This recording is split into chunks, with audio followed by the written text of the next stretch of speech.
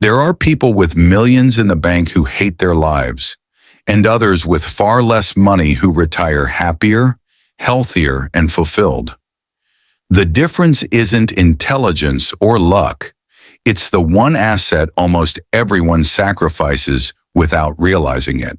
You can do everything right with money, save consistently, invest for decades, follow every rule you were taught, and still reach retirement feeling strangely empty. The house is paid off. The retirement account is on track. The numbers say you won, but the phone doesn't ring much anymore. Your kids are busy, and the life you postponed for someday never quite shows up. This is the retirement trap almost no one talks about, because while most people spend their lives trying to become cash millionaires, the people who actually live better turn out to be something else entirely. They're time billionaires.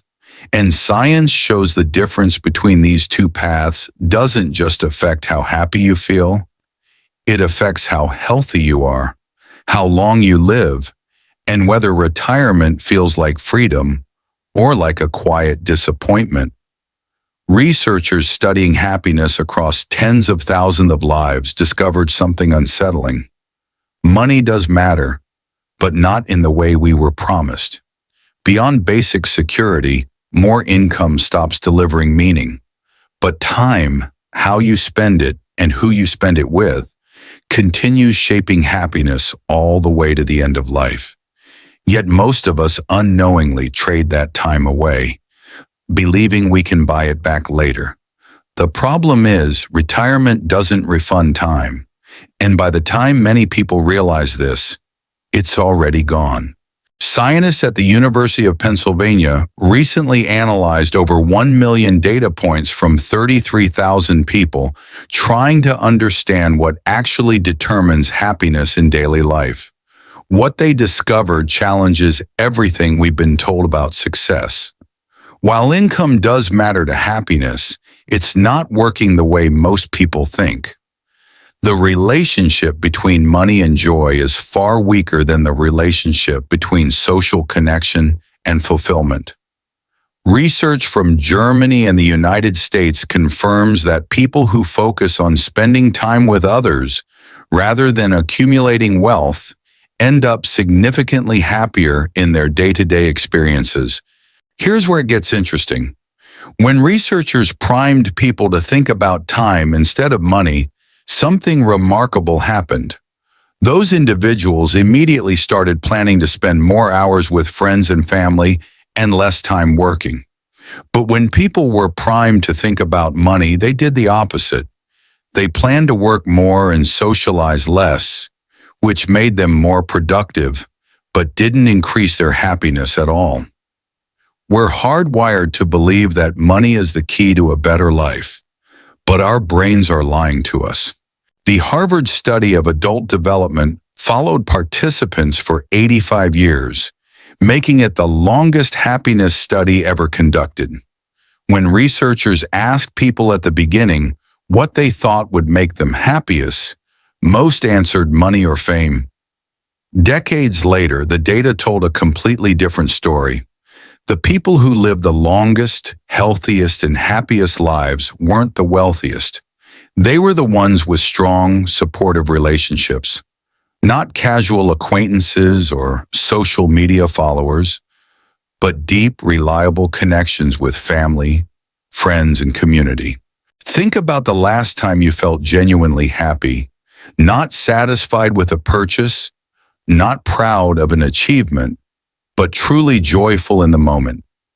Research shows that people report their highest levels of happiness when they're socializing or spending time with loved ones. Meanwhile, the activities we spend most of our time doing, working and commuting, rank among the least enjoyable. We've structured our entire lives around the things that make us miserable while treating the things that make us happy as luxuries we'll get to someday. Studies across 123 countries revealed something that challenges our entire economic system. Wealthier people actually have more difficulty finding happiness in meaning than those with lower incomes. The research shows that as wealth increases, the connection between meaning and happiness gets weaker. People living in poverty in the United Kingdom reported being twice as likely to experience depression. Yet when researchers controlled for social connectedness, something fascinating emerged. Those with strong social ties were far more resilient to financial hardship. The socially isolated suffered the most when money was tight, but people with rich social networks maintained their well-being even during financial difficulties. The comparison trap makes everything worse. When researchers analyzed how people perceive their wealth relative to others, they found this social comparison had a stronger association with happiness than actual income levels. You could be making 6 figures, but if everyone around you is making more, you'll feel unhappy. Meanwhile, someone earning far less but surrounded by people at similar income levels reports higher satisfaction. This is why lottery winners often end up miserable, and why people in tight-knit communities with modest incomes frequently report high levels of happiness.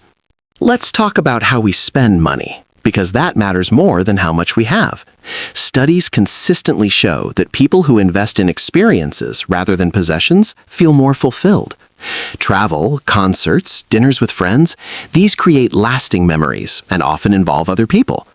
Material purchases provide a brief spike of satisfaction that fades quickly. Research even shows that spending money on others through gifts or charity produces greater happiness than spending on luxury items for yourself. The act of giving strengthens social bonds and creates a sense of purpose that no amount of personal consumption can match. Now, here's the part that should terrify anyone climbing the corporate ladder. Americans say they would need to earn $284,000 per year to be happy, with men estimating they need $381,000 and women estimating $183,000. When asked about net worth, people said financial happiness would cost about $1.2 million.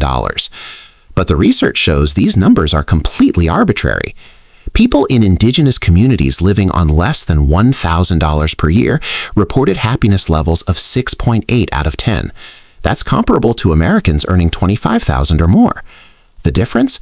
These communities emphasized nurturing relationships over individual achievement, had minimal wealth inequality, and maintained strong connections to each other and to nature. The tragedy is that we already know what makes us happy. When surveyed, people consistently say relationships and experiences are more important than money. Yet behaviorally, we do the exact opposite. 75% of Americans view work as purely transactional, and 64% say they would quit their job tomorrow if money were no object. We're trading away our limited time on Earth, the one truly finite resource we have, for money we believe will eventually buy us the happiness we're sacrificing right now. Consider this perspective from research on time versus money. When people focus on time, they naturally gravitate towards activities that enhance well-being. When they focus on money, they become more productive but less happy. The current system incentivizes us to optimize for productivity and income rather than for the relationships and experiences that actually determine quality of life. We're working longer hours than ever, earning more than previous generations in many cases, yet reporting lower levels of happiness and higher levels of anxiety and depression. The solution isn't to abandon money entirely or pretend it doesn't matter. Financial security reduces stress, and having enough to meet basic needs is crucial for well-being. Research confirms that money does increase happiness, particularly for those struggling financially. But there's a threshold beyond which additional income provides diminishing returns. Instead of endlessly chasing higher salaries, the science suggests we should be asking different questions. Are we spending enough time with the people who matter most? Are we investing in experiences that create lasting memories? Are we building a life we actually want to live, or just one that looks impressive to others? The data is clear. When researchers tracked how people spent their time and measured their happiness, those who prioritized social connection consistently came out ahead.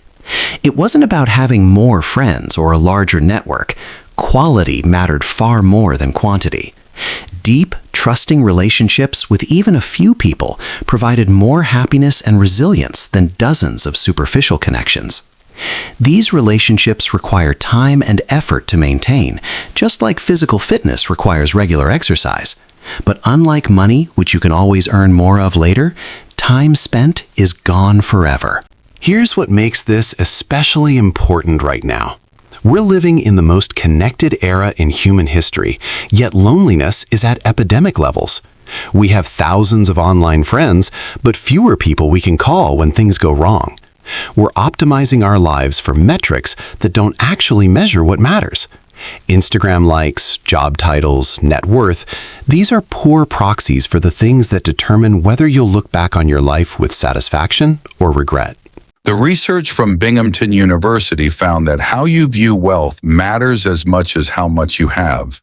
Seeing money as a tool for achieving meaningful goals increased life satisfaction. Seeing money as a source of happiness itself led to disappointment. This distinction is critical. Money can help you spend more time with family by reducing work hours. It can help you create experiences that strengthen relationships, but it can't replace the relationships themselves, and it can't buy back time you've already lost. They say time, relationships, and the freedom to live without constantly rushing toward the next milestone. But knowing this isn't the same as living it. Most of us are still making daily trade-offs without realizing what they cost. More hours at work, less time with the people who matter. A promise that will slow down later, when later isn't guaranteed. Becoming a time billionaire doesn't mean ignoring money. It means using money as a tool, not a scoreboard. It means building a life you don't need to escape from once retirement finally arrives. If this way of thinking feels uncomfortable, that's a good sign. It means you're paying attention. And if you want to keep exploring the quiet traps that affect money, time, and retirement, the kind most people don't notice until it's too late, you're in the right place. Because the goal here isn't to get rich on paper. It's to make sure your future actually feels like freedom.